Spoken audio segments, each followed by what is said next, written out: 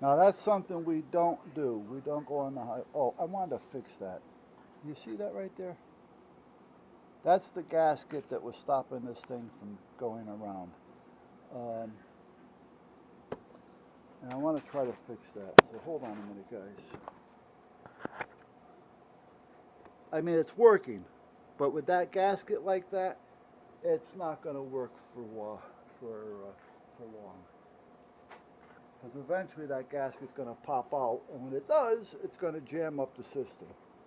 What's the problem is that jacket, or that gasket rather, is worn. You know, over the 20 years, they tend to wear out.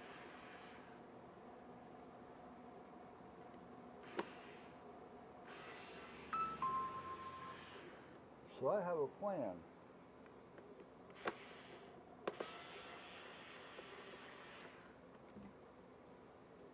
I have a plan.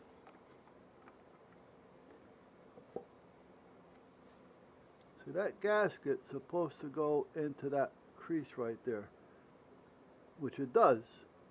But see what I have left over? That's because it's just worn.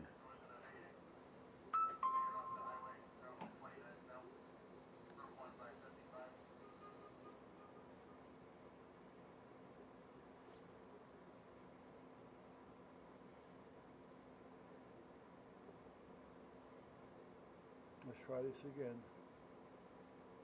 Who's responded? Let me see. Oh, the wife's on. Okay, Harold responded. Okay. Let me get this off. Well, you know what? Let me turn you off for a minute, and then I'm going to go help the wife. Okay.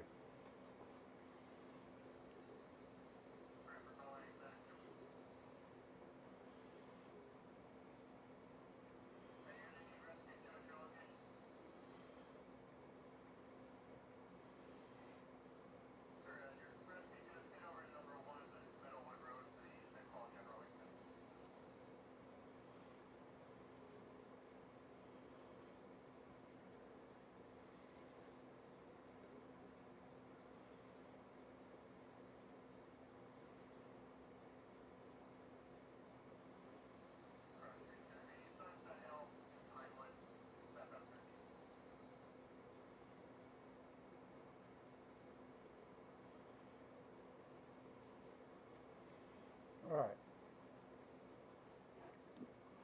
Now I'm going to take it out there and wash it off. Um, I'm going to look for another one. I may have one of these. Maybe a little smaller, but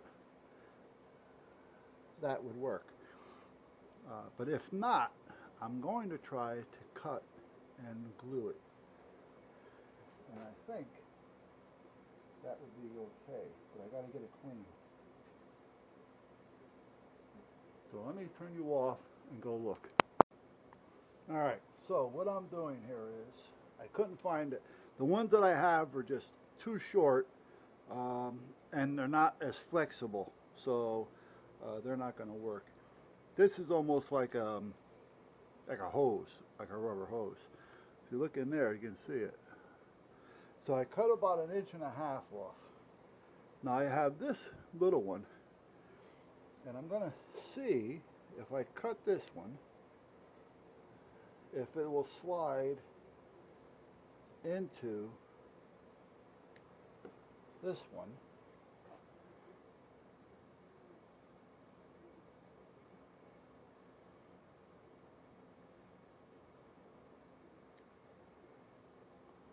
This one may not. No, okay, this one's a little too big. Well, I can make it work. The problem being is once I put glue on it, I won't make it work.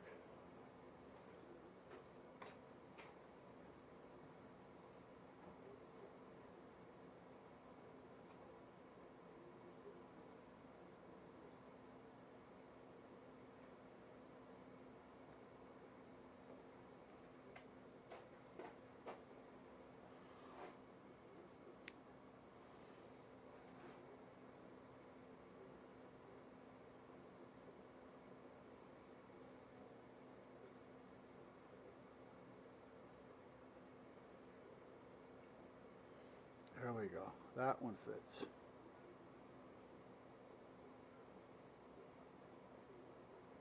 Good. How far up? Good. See, there's not a whole lot of tension on this. It's not really being pulled. It's more being used as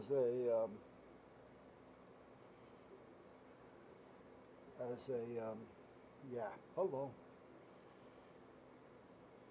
a bushing of sort, if that's what you want to call it. Just more or less to help the whole thing turn.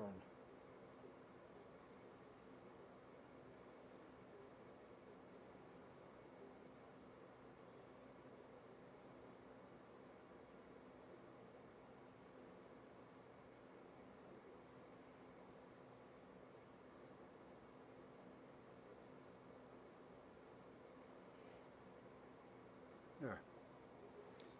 Now, try to get a little dab, and I need a little dab, so I gotta do a toothpick. Oh, wait a minute.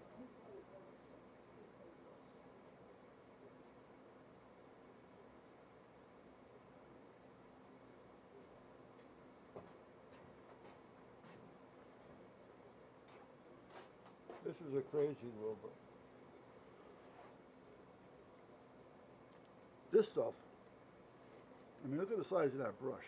I mean, it's so small because you don't need a lot. I just don't know if it'll stick to rubber. I know it works on plastic.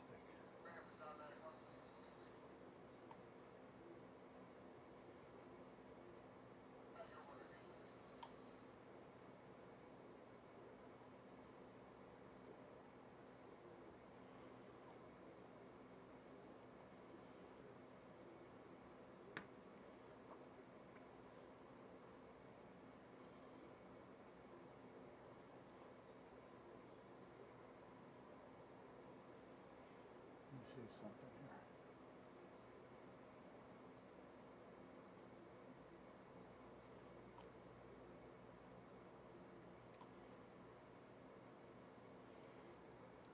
Let it dry. I'm blowing on it. It's a chemical dry. It's not air dry.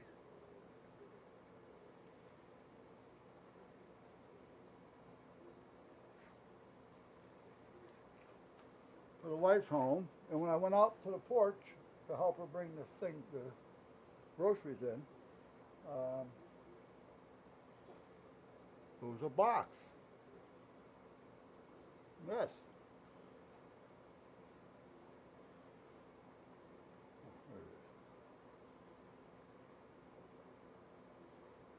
Hmm.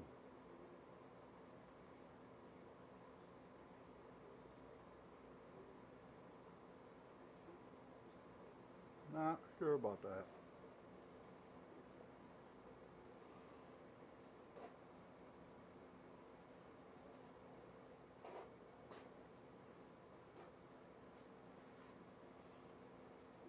Candles on. I went for coffee and I hadn't changed yet.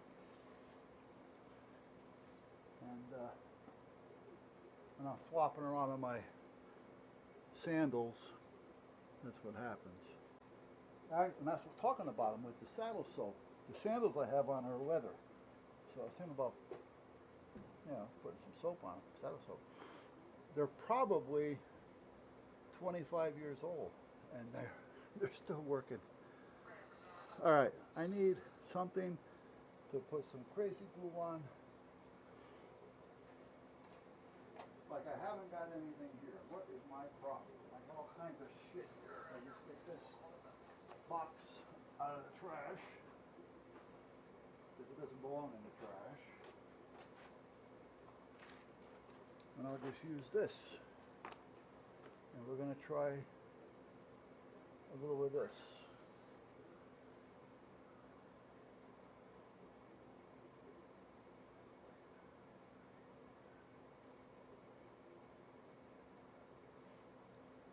Now, I do have the what the hell you call it, for making it dry faster. Yeah, I'll remember these things someday. But I really don't want to use that because I don't know what these certain chemicals are going to do to the rubber.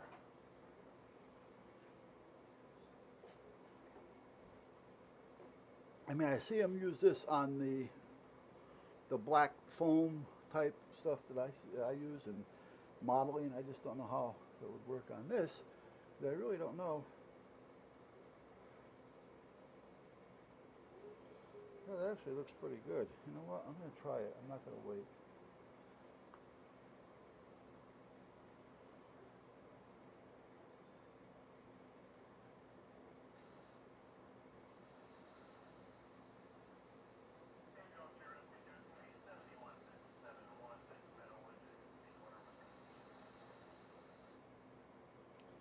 I had a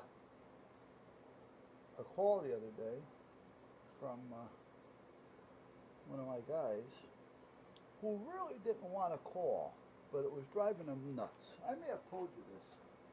And you know what? I mean, we all know how it is. If something is just aggravating you to where you're just not getting sleep over it, it just drives you nuts. It eats at you inside. All right? And you got to say something to somebody. You know, you just don't know. You know, are you overreacting? Should you say? Shouldn't you say? You know, it's just one of those things to where you're kind of like stuck between a rock and a hard place. So he finally called me and said, "Listen, you know, and, you know, he's being apologetic before he even started telling me. Listen, don't worry about it. Right? You know, it'll stay wherever you want it to stay. You know, because again, he didn't want to get anybody else in trouble. All right, which I can understand that. But the other night, on Tuesday, on the 28th, I got a call from the chief saying for my guys to stand down. Basically, don't go on any calls. It's getting bad out there. They were thinking about calling in, which they did apparently. Even the departments, fire departments and all that. If it wasn't a life-threatening situation, you know, you're stuck in a car and you're in the middle of 10 feet of water or whatever, or your house is on fire and you're having a heart attack, you know, something that's life-threatening, they're not going out. And that's all there is to it. So, you know, it actually came to a point of that. And I was talking to him, and I was talking about the grid. And I said, when you guys are shutting down roads like this, do you start doing a grid so you know what roads are travelable and not ones that you can get through, or different routes in order for you to get to where you need to go? And he goes, yeah, 911 does all that for him at dispatch. I said, okay, because I was concerned about that. You know, I mean, you know, it was one of those things to where, you know, I was going to say, I wonder if he wants us to go out in a team and start just, you know, driving up and down the roads and marking them down so I can start to put together a grid. Because I've done that before. It's not a big deal.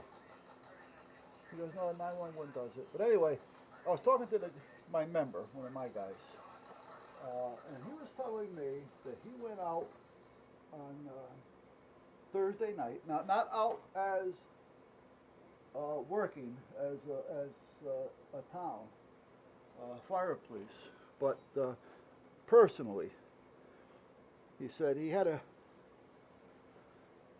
run down the street because a family member, and he wanted to make sure they were all okay. And it was dark out. It's late. He says, no street lights, and there's a tree across the road with hot wires arcing and sparking and all this kind of shit.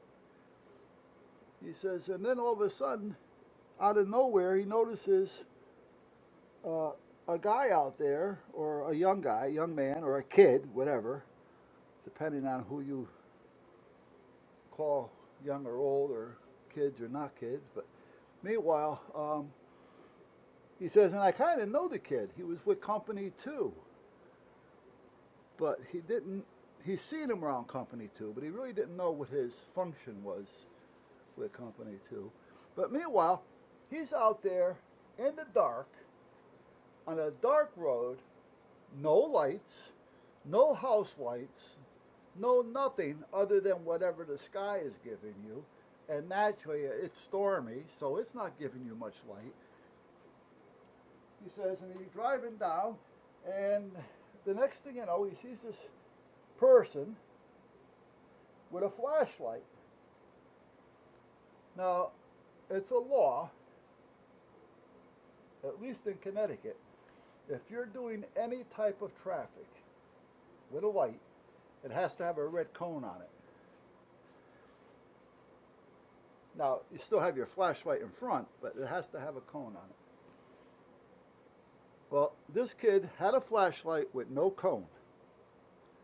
He had no markings on him to identify if he is somebody or if he isn't.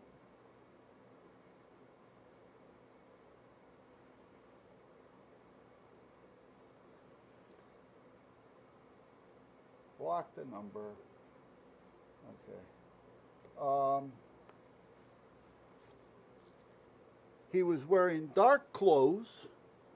He had a bicycle helmet on, but no reflection, no reflective tape or anything on it. He didn't have a car. He had a bike. And he had two traffic cones, one of them in the street and the other one on the sidewalk. So my guy, who has all the equipment in the vehicle, seen him there and said, whoa, you know, I mean, this kid is in trouble. I mean, you know, nobody sees him. If somebody's coming up quick, they're going to hit this guy.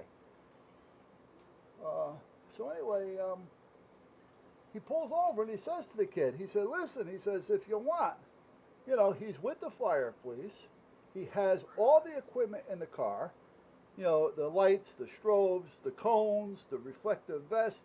He's got extra vest. He's got everything to support him and the kid or the person.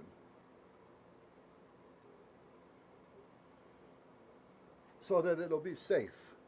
Kid said, no, he's got it covered. Don't worry about it. I got it. What the hell was the word now? Respond. I was called to respond to the call. All right. So he left. You know, who is he? Meaning my guy. You know, if company 2 sends this kid out, well, okay. And I already said that, you know, we got orders not to go, not to respond. And we really couldn't do anything anyway. You know, there's 10 of us. We're working in teams, so that means 5. Well, there were wires coming down so bad in so many that what good is it for us to be there? Now, we could have prioritized something if it was a real busy location or on a curve where people were coming around a curve. You know, you try to figure out what's what, but there was really nothing to do. They were just putting up tape, you know, the fire department, just tape. You know, put it up ahead. So if somebody's coming around a bend, they get it before they even hit the bend, so they know. But anyway, I said, well, I'm going to find out for you. I'm not going to mention any names. So I called up the deputy chief. Nice guy. Nice guy. Really, you couldn't run into a nicer guy. But anyway, he called me back. I told him, call me when you get a chance. He called me back, and I said, listen, I said, you know, I got a guy, one of my guys, his feelings are hurt, you know, and justifiably so. You know, we're told to stand down, which we understand why. It's a safety issue at this point, you know, and, you know, you don't want to become a hazard. You know, you don't want to become part of the problem.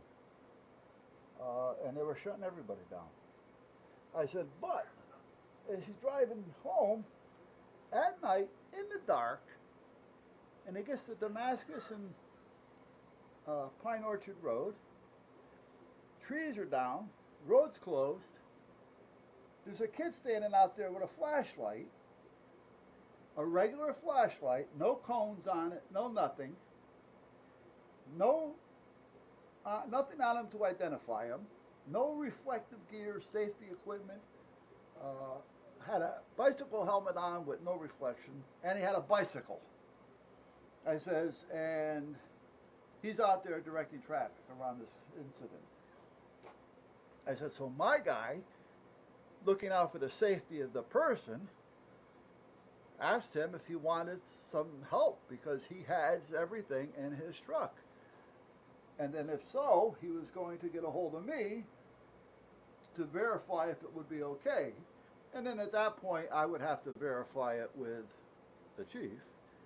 But he said, the kid said, nope, all right, I was dispatched out here, I got it covered. So my guy left. And that's what was bothering him. One is, why is this person out there doing what he was doing that was actually a hazard to himself and supposedly being dispatched out there, and we're on standby? You know, which makes sense. And that's what was bothering him. So he called me and we talked about it. And then I called up and I found out. The chief got back to me and I told him what happened, and he said, I know just who it is. He shouldn't have been out there. He's not part of the department. He is a, what do you call him now? Shit. When you're too young to become a volunteer, you're a, shit. Well, anyway, you know what I mean. It's like you're a Cub Scout before you're a Boy Scout, that type of thing. You know. So anyway, his father is a part of the company too. And I even knew the kid's name, you know, so I said, you know, my guy is not looking to get anybody in trouble. He was more hurt because there's this guy out there doing something that you know he's not trained to do. He's not equipped to be doing it. You know, so who would put him out there, you know, when there's qualified people that could be out there doing the job? You know, I said, so he was kind of, my guy was kind of hurt, you know, and the chief said justifiably so. That kid was not dispatched to go out there. You know, well, he knows who it is. He's almost positive he knows who it is. His father is a member of Company 2.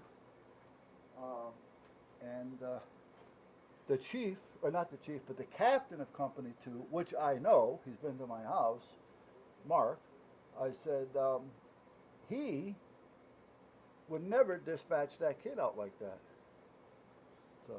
So the kid basically took it upon himself to go out there. That's why he didn't want any help. He didn't even have a radio. If anything happened to this kid, he'd just be laying there. Until whatever. I mean, because everybody was off the road. So, and he said he would have never dispatched that kid out there. First of all, he wouldn't have. The kid's not old enough to be out there. I wish I could remember what the hell they have, what they call him. But anyway, we got that taken care of. And then my guy naturally felt a lot better, knowing that one, the kid's not going to get in trouble. However, he's not going to do it again either. And two, they didn't dispatch him out there over us. There, see, now that fits nicey, see? So now I'm going to get a little grease and put on that. What did I do with the grease? Did I put it back? Why would I have done that? Why would I have done that? See how nice and tight it fits now? Alright, and it's going to do the same thing. Alright, I just got to figure out why I put the grease back, if I did. I was using it yesterday. All my trouble seems so far away. Now I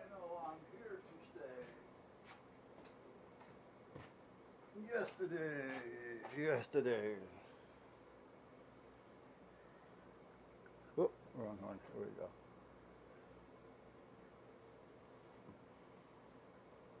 Now, as long as the chemical reaction doesn't screw up on this, we'll be all set. And meanwhile, what I'll do is I'll start looking for a couple more of these gaskets. It doesn't have to be from the company. It can be any of them. Just a rubber ring to help with the friction. There.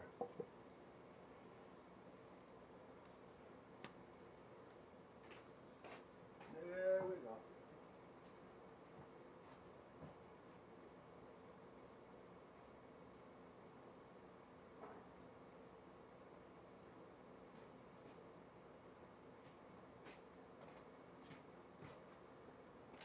All right.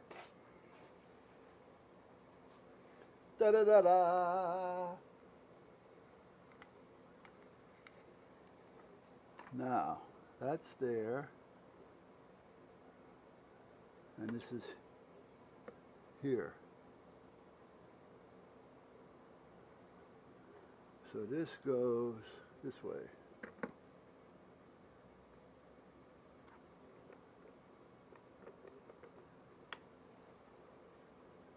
Nicey fit, nicey. I like the way that fits. Now if it'll work, that's another story. Just put a couple screws in to see.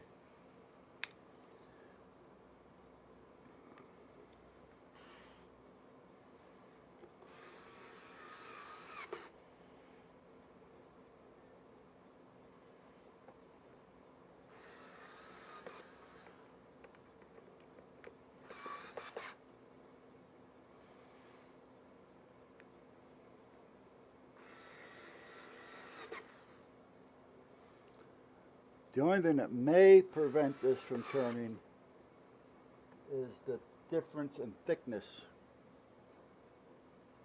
Because when I put the other two together, I put the one in it. It went in comfortably, so it's not like I had to stretch it to get it in, but it did make it a little bit thicker. Okay, now that all looks really nice. So now, let's see if it's really going to work.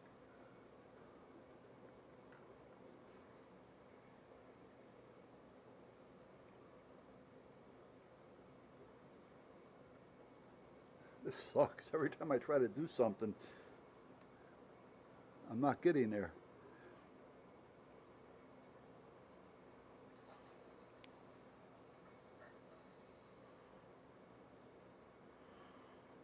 I go to put it on and I'm like, it's here. And instead of doing that, I'm like doing this.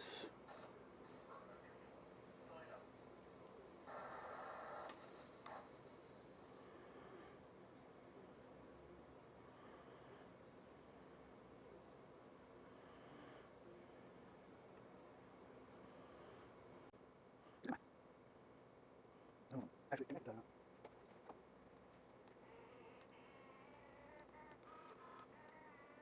Good. It'll actually work better out there because it's going to be upside down. It's going to be this way. And I just spray a little grease up. Let me take this out there and I'll come back in and get you. Let's bring the screwdriver, the screw, and the light.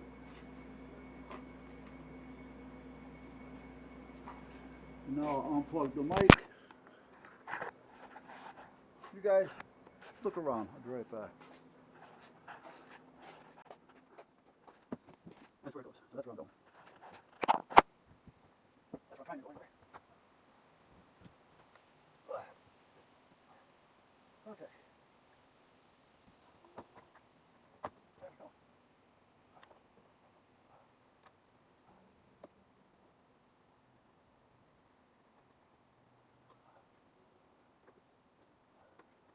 Oh, well, maybe all this last wire.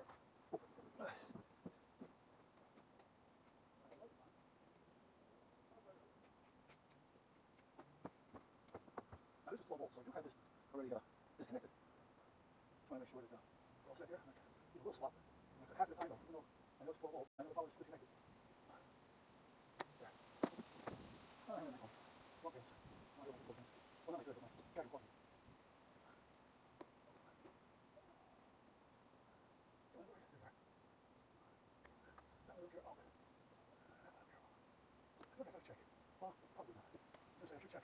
But knowing the way that I did this, or knowing me, I'd probably use the black wire from the ground because I don't put 12 volts. We'll print that. This one here. Print this. And look for a second so I can test everything. Okay. Now, the 12 volts is disconnected right now. So we're going to go over there. Alright guys, we're back. Hold on, I gotta go over here and check voltage. If I can find a little flashlight. Okay, there it is. Okay. I have a 12 volt circuit over here.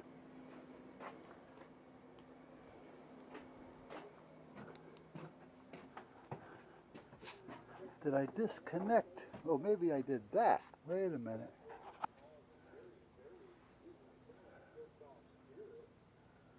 Where's this one go? That goes outside? Is that the one? So these are the ones. And the white is on this side. So I'm just going to take this yellow wire for now. And it's connected. And I'm just going to fasten it to that. And now that means I should have a black one, which I do, which is green, and that should go there like that. So this will tell me temporarily, and if it works, then I have to just wire them back on the way they belong.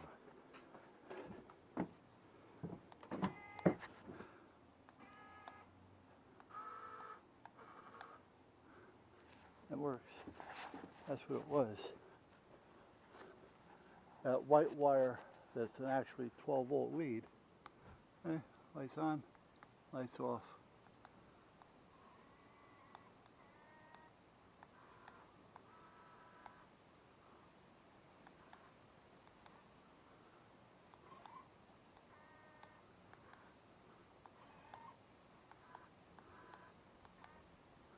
Okay.